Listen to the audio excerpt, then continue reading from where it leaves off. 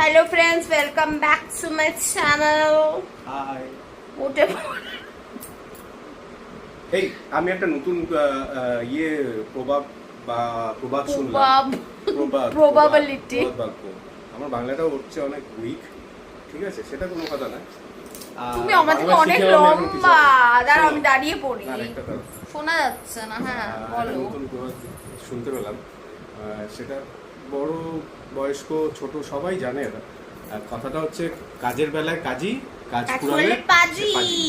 ঠিক আছে, কিছু মানুষ এরকম চিন্তাধারা নিয়ে বসে আছে কিন্তু জানেন, রাস্তাঘাটে আশেপাশে গাছের তলায় গাছের উপরে আমি বুটে গিরির বউ দেখতে পাবেন। আমি শ্রমিকের বউ, শ্রমিকিনী, বুঝেছেন? আমার বর শ্রমিকগিরি করে, আমি তার বউ, বুঝেছেন তো? বুঝেছেন কিছু? আর আর আর সবথেকে ভালো কথা যেটা হচ্ছে, এটা নীতিবোধ জাগরণ করার কারণ আমার উদ্দেশ্য নয়, হচ্ছে মানুষ যখন বিপদে থাকে, কোনো মানুষ, যে কোনো মানুষ, আমি হতে পারি, ও হতে পারে, XYZ যে কেউ, অন্য কেউ হতে পারে, তখন মানুষের আসল মুখটা না চেনা, মুখ আর মুখোশ। মানুষ যে মুখোশটা পরে থাকে না, সেই মুখোশটা অটোমেটিক্যালি খুলে যায়। অতীতে বয়স্করা যে কথাগুলো বলে গেছিল না, একদম ঠিক বলে। কিছু কিছু সময় মানুষের আসল মুখোশটা বেরিয়ে পড়ে এবং মুখোশটা খুলে যায় একদম সঠিক সময়। আর এটা ভগবান আপনাকে চিনিয়ে দেবেন। হ্যাঁ, ভগবান আপনাকে চিনিয়ে দেবে, অটোমেটিক্যালি চিনিয়ে দেবে যে কে মুখোশ আর কার সত্যিকারের মুখ, সেটা অটোমেটিক্যালি সময় আপনাকে বুঝিয়ে দেবে। এবং যখন একটা জিনিস সবসময় মনে রাখবেন, যখন সেই মুখোশটা আপনার অরিজিনাল মুখোশটা দেখে ফেলবেন না, তখন দয়া করে সেই মুখোশের উপরে আরেকটা মুখোশ চাপিয়ে তাকে বিশ্বাস করবেন না। মানুষ যখন এবার এই ভুলটা করবেন না, কারণ ভগবান অটোমেটিক্যালি আপনাকে মানুষটাকে চিনিয়ে দিচ্ছে। এবার ভগবানের জিনিসটাকে, ইঙ্গিতটাকে ইগনোর করা উচিত না। আজ আমরা পৃথিবীতে আসি, একাই যাব না। আমি শুনুন এক সেকেন্ড, একটা কথা বলছি না। আমি ওকে সাথে করে নিয়ে এসেছি না, ও আমাকে সাথে করে নিয়ে এসেছে। যা পেয়েছি কোথা থেকে পেয়েছি? বিয়ে হয়েছে এখানেই হয়েছে, বাচ্চা কাচ্চা এখানেই হয়েছে, সবকিছুই এখানেই হয়েছে। সুতরাং ব্যাপারটা সেটা না, ব্যাপারটা এটাই যে সবকিছু আমরা এখান থেকেই পেয়েছি এবং এখানেই ফেলে রেখে যেতে হবে। তাও কিছু মানুষের এত অহংকার, এত কি বলবো, অহংকার বোধ, হাম্বড়া ভাব। এনিওয়েজ, নো প্রবলেম, যার যেটা সেটা থাকুক, আই ডোন্ট কেয়ার। আমি রান্নাটা দেখিয়ে দিচ্ছি কি কি রান্না হয়েছে। এখন হচ্ছে উচ্ছে দিয়ে কুমড়ো দিয়ে ভাজা, এই যে আমার বিশাল ভাল লাগে। আর হচ্ছে এটা খুলে তো আমি আবার একটুতে হাত দেবো না।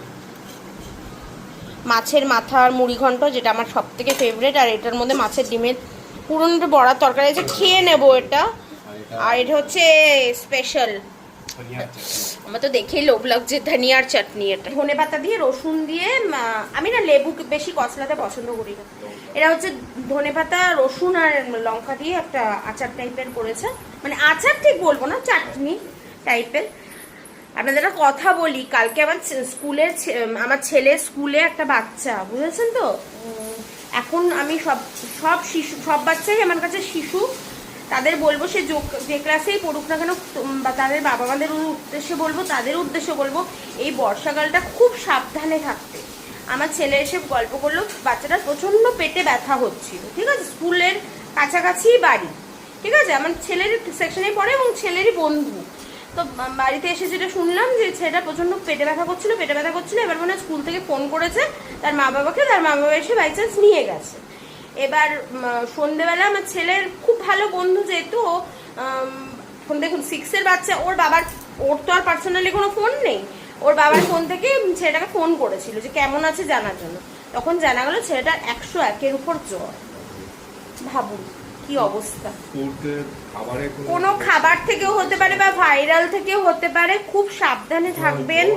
জলটাও ফ্যাক্টর। আমার ছেলেকেও আমি বারবার বলি যে বাইরের জল খাবি না। এবার কথা যদি বাচ্চা না শোনে, সেখানে তো কিছু করার নেই। আমার এই বর্ষাকালটা না প্রচণ্ড আমি ভয় পাই, কারণ যত রাজ্যে না রোগ জীবাণু সব কিছুই বর্ষাকালেই মেন হয়। আমি বারবার করে আমার ছেলেকে বলে দিই যে বাইরের জলটা খাবি না। ওর বাবা কিন্তু জল দিয়ে দেয়, তাও কি বলুন তো, স্কুলে অনেক সময় জল ফুরিয়ে যায়। স্কুলের জলের ওয়াটার পিউরিফায়ার আছে, জানি স্কুলের জল ভালো, সবই ঠিক আছে, কিন্তু তাও খাওয়াটা তো উচিত না না, কি থেকে বাচ্চাটার হয়েছে ক্লুলেস জানি না। এবার ও স্কুলে তো যেতে পারবে না ছেলেটা, এবার ওকে আমার ছেলেকে বলেছে যে আসলে যখন আসবে তখন পড়াটা যেন পাঠিয়ে দেবো। ও বলেছে ঠিক আছে পাঠিয়ে দেবো। এই হচ্ছে আপাতত। একে দেখো, এই কি করছিস, এই আমার কোলে কিরম করে ঘুমাচ্ছে দেখেছেন। আর এই পাশে মজুরগিরি আবার করে এসছে ফ্রেন্ডস, করে এসছো না মজুরগিরি? হ্যাঁ মুটেগিরি আবার করে এসছে, মুটেগিরি করতে যায় রোজ। রোজ হচ্ছে 20 টাকা করে পায়, মানে মাসে হচ্ছে 600 টাকা, এই দিয়ে আমাদের সংসার চলে।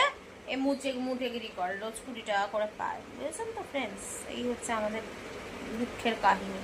এই যে একে দেখুন, একে দেখুন, এও কিন্তু কাজ করে, এও মুটেগিরি করে, মানে আমরা হচ্ছে বংশগত মুটে। তুই কোন কোম্পানিতে কাজ করিস রে? মাটিতে কাজ করে। কোথায় কাজ করে?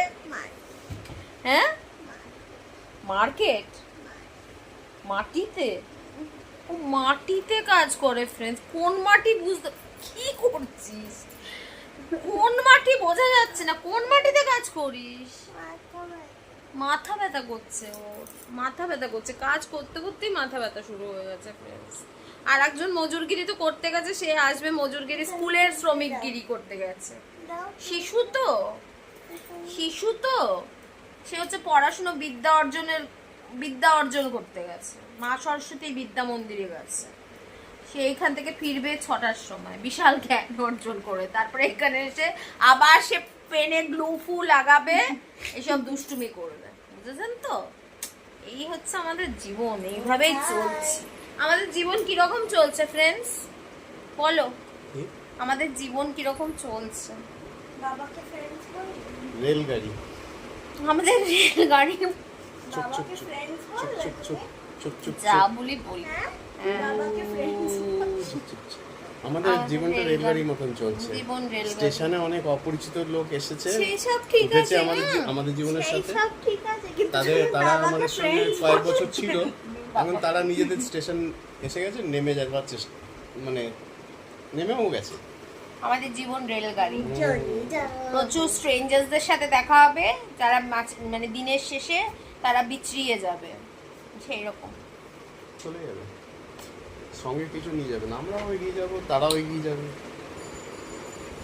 না না, কিছু লোক সঙ্গে সব নিয়ে যায়, গয়না টাকা পয়সা বাড়ি গাড়ি।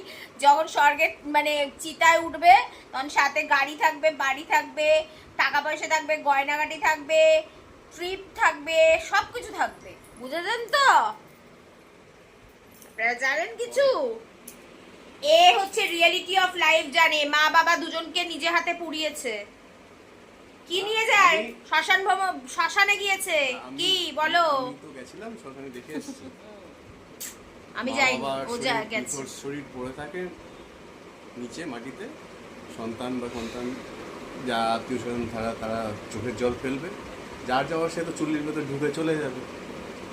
পেছনে যারা পড়ে থাকবে তারা। ওর বাবা যখন মারা গেছিল তখন তো করোনা চলছিল না, 2019 সালে।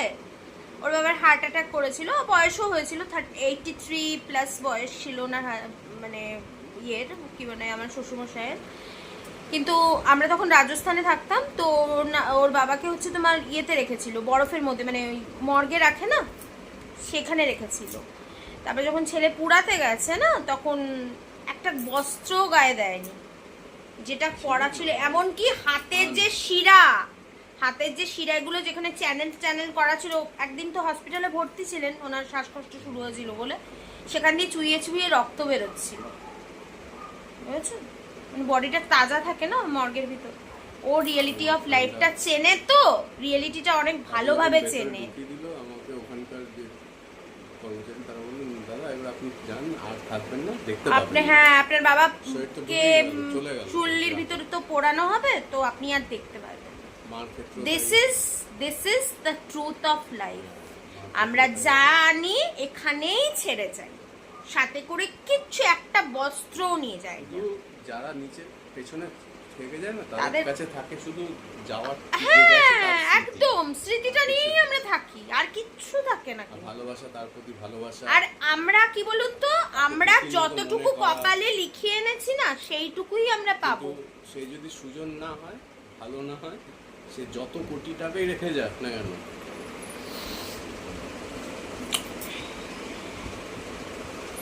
ও রিয়েলিটিটাকে খুব ভালোভাবে চেনে, কারণ বাবা মা দুজনকে পুড়িয়ে পুড়িয়ে এসছে তো, আন্তরিকতাটা ছিল, ভালোবাসা ওই ছিল জন্য। তার আর আমি সন্তানের তখন প্রতি। ছিলামও না, আমি তো রাজস্থানে থাকতাম, দুটো বাচ্চাকে নিয়ে একা ছিলাম।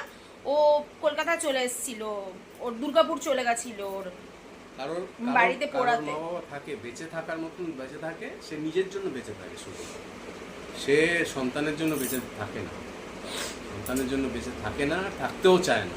এনিওয়েজ ফ্রেন্ডস, আবার ব্লগটা যখন এন্ড করব তখন আবার দেখা হবে আপনাদের সাথে। আমার ছেলে আসুক, তারপরে এই ব্লগটা, কালকে আমি বললাম না, কালকে ব্লগটা এন্ড করতে করতে রাত 1:15 বেজে গেছে। আমি কাজ বাজ করে উঠেছি, তখন দেখি 1:15 বাজে, তখন রিয়েলাইজ করলাম যে ব্লগটা এন্ড করা হয়নি। আবার একদম ব্লগ এন্ড করার সময় দেখা হবে যখন আমার ছেলে আসবে। ওকে